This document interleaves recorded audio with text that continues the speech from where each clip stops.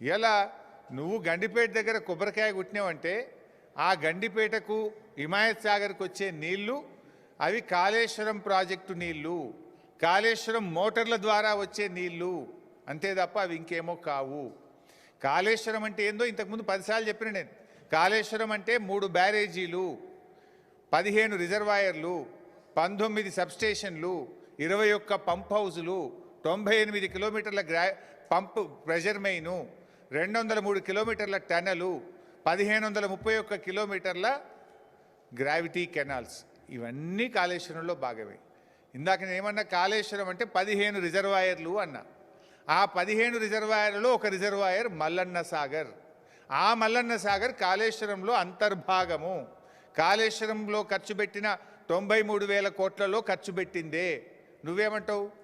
కాళేశ్వరం కూలిపోయింది, 1,00,000 కోట్లు గంగలు కలిసినాయి అంటూ. ఖర్చు పెట్టింది 93, 1,00,000 కలిసినాయి అంటూ. మరి 1,00,000 గంగలు కలిస్తే మరి మల్లన్న సాగర్ ఎక్కడిది? ఆ మల్లన్న సాగర్కి వెళ్ళి హైదరాబాద్కు నీళ్ళు ఎక్కడిది? ఎంతకాలం బుకాయిస్తావు? ఇంకెంతకాలం గోబల్స్ ప్రచారం చేస్తావు? ఇంత కామన్ సెన్స్ లేకుండా మాట్లాడితే ముఖ్యమంత్రి కుర్చీకుండే గౌరవం పోతుంది, ప్రజలు నిన్ను చూసి నవ్వుకునేటువంటి పరిస్థితి ఉంటుంది.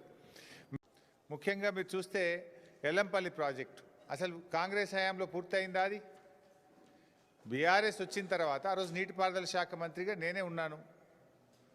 దాంట్లో హై లెవెల్ బ్రిడ్జు పూర్తి కాలేదు, R&R పూర్తి కాలేదు, ల్యాండ్ ఎక్విజేషన్ పూర్తి కాలేదు, గ్రామ ప్రజలను ఖాళీ చేయించలేదు.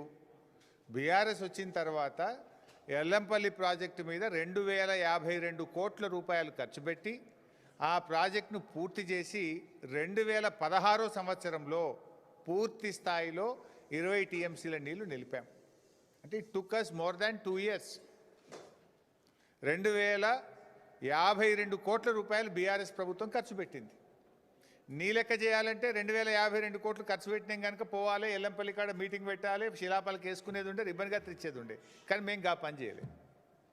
మేము చిల్లర రాజకీయాలకు పోలే. పని చేయడం ముఖ్యం అనుకున్నాం తప్ప రిబ్బన్లు కత్తిరించి ప్రజల్ని భ్రమింపజేయాలనేటువంటి ఆలోచనలు మేము లేము.